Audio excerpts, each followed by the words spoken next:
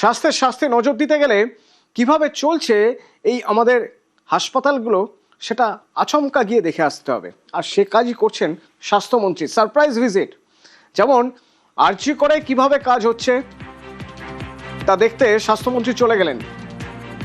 গিয়ে কি দেখলেন? জরুরি বিভাগ, এমার্জেন্সি, দেখুন।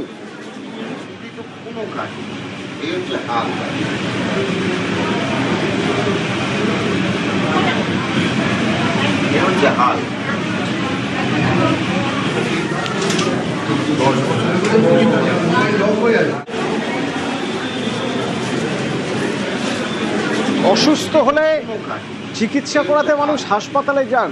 হাসপাতালের স্বাস্থ্যের তো এই অবস্থা, হাসপাতাল নিজেই অসুস্থ।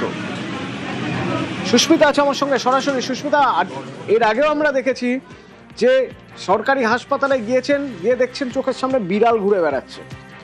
আবার আজ দেখা গেল তিনি গিয়েছেন এমার্জেন্সি ডিপার্টমেন্টে, গিয়ে দেখছেন সেখানে নোংরা আবর্জনা। আর কি কি চোখে পড়লো, কি নির্দেশ দিয়েলেন তিনি? স্বাস্থ্যমন্ত্রী শারদত্ত মুখোপাধ্যায় হাসপাতালে সারপ্রাইজ ভিজিট করছেন। এই মুহূর্তে রয়েছেন তিনি আরজিকর মেডিকেল কলেজে। আরজিকর মেডিকেল কলেজের এমার্জেন্সি বিভাগ, ইউরোলজি বিভাগ, মেডিসিন বিভাগ, এমনকি ট্রমা কেয়ার সেন্টারেও শারদত্ত মুখোপাধ্যায় তিনি গেছেন। এবং এই মুহূর্তে ছবিটা দেখাবো, এই মুহূর্তে শারদত্ত মুখোপাধ্যায় তিনি রয়েছেন প্রসূতি বিভাগের কাছে এবং সেখানে রোগীদের যে বিভাগ, সেই রোগীদের যে সমস্যা, সেই সমস্যার কথা তিনি শুনেছেন। অভিযোগ এখানে অনেকগুলো, এক এক করে বলে দিই। একটা হচ্ছে আপনার অভিযোগটা বলে দিই। একটা অভিযোগ হচ্ছে এখানে পরিষ্কার পরিচ্ছন্নতা। নন মেডিকেল সুপারিনটেন্ডেন্ট যারা ছিল তারা এই পরিষ্কার পরিচ্ছন্নতার দায়িত্বে, তাদের সঙ্গে আমি বৈঠকে বসবো। সজাগ করা হয়েছে, সচেতন করা হয়েছে, এভাবে হাসপাতাল অপরিচ্ছন্ন রাখার দায়ে কারণ নেই। তাদেরকে দায়িত্ববোধ কি করার উচিত কি বলে বোঝানো হয়েছে। 48 ঘন্টা সময় দেওয়া হয়েছে আরজিকরকে পরিষ্কার পরিচ্ছন্ন রাখার জন্য। আরশোলার কথা বলা হয়েছে প্রচুর, রুগীরা যেটা বললেন আপনারাও শুনলেন। সেটার জন্য পেস্ট কন্ট্রোলের ব্যাপার, সেটাও নন মেডিকেল সুপারিনটেন্ডেন্টের দায়িত্ব বলা হচ্ছে। এছাড়া হচ্ছে ওয়েটিং টাইম অপারেশনের জন্য অনেকটা বেশি। গাইনি সার্জারি দুটোই তো অপারেশনের জায়গা, বিভিন্ন রকম surgery, uro surgery, paediatric surgery, plastic surgery, general surgery, gynae surgery. তো এই সবগুলোতে আমি সচেতন করেছি, প্রত্যেকটা ওয়ার্ড ঘুরে দেখেছি। বিগত 2 ঘন্টা ধরে আমি ঘুরছি। সারপ্রাইজেই থাকবো এখানে। এখন থেকে কোনো হাসপাতালে কোনো মন্ত্রী কোনোভাবেই কিন্তু আগে থেকে জানান দিয়ে আসবে না, কারণ সদা সজাগ থাকতে হবে এদের। তো শেষ করে আয়া, এখানে ঢুকলেই আয়া রাখার ব্যাপার শুনছি, সেটা থেকে আমরা বিরত থাকতে বলেছি। জনগণকে সচেতন করে দিয়েছি, কেউ কোনো রকম দালালির পয়সা যেন না চায়। চাইলেই এমএসবিবি প্রিন্সিপালকে খবর দিতে বলেছি। আমার ফোন নাম্বার সামাজিক মাধ্যমে রয়েছে, এদের কাছেও রয়েছে। আমার অফিসকে সরাসরি জানাতে পারে। অনেকের কোনো সময় হয়তো খরচা, ওষুধ পাচ্ছে না, দামি ওষুধ আমাদের সাপ্লাইতে নেই, বলেছি কিনে নিতে মুখ্যমন্ত্রী ত্রাণ তহবিলে।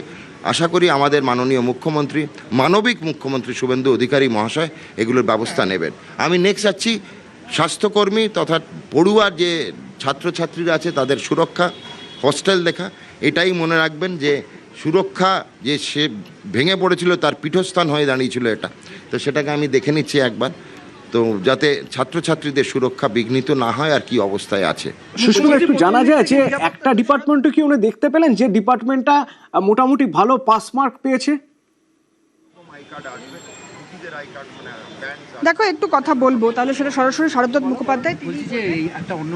অভিষেক বন্দ্যোপাধ্যায়ের পার্টি অফিস ভাঙা হচ্ছে, কি বলবেন? এই অভিষেক বন্দ্যোপাধ্যায় থেকে সাংবাদিকরা বেরিয়ে আসতে পারছেন না। অভিষেক বন্দ্যোপাধ্যায় নিজে বেরিয়ে আসছেন, নিজে সবার সামনে বলছেন উনি দোষী। এবার ওনার খালি গ্রেপ্তারের অপেক্ষায়। কণ্ঠটাও ওনার কণ্ঠস্বর রোধ কারুরই করিনি, ওনারও কণ্ঠস্বর রোধ করিনি, টেস্টিং হয়ে গেল। পার্টি অফিস যেখানে যেখানে বেআইনি সেগুলো হয় উনি নিজে ভেঙে দিতে পারেন, নাহলে আমরা ভেঙে দেবো। আর ওনাদের 21শে জুলাই বড় অনুষ্ঠান আছে, তো অনুষ্ঠানের জন্য আমরা জায়গাও দিয়ে দিয়েছি। মমতা বন্দ্যোপাধ্যায়ের কালীঘাটের বাড়ির বৈঠকখানা ওদের জায়গা, সাংবাদিকদের পর্যাপ্ত জায়গা থাকবে, আপনারা বসার জায়গা পাবেন। আপনার 21শে জুলাই তৃণমূল কংগ্রেসের শহীদ দিবসে আমি চাই সাংবাদিকরা যেন কালীঘাটে যায়।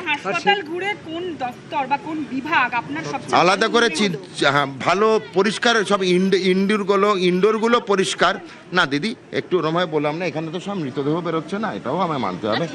এখানে জীবন্ত মানুষের সংখ্যাই বেরোচ্ছে ছুটিতে বেশি, আমি সেটাও মনে করি।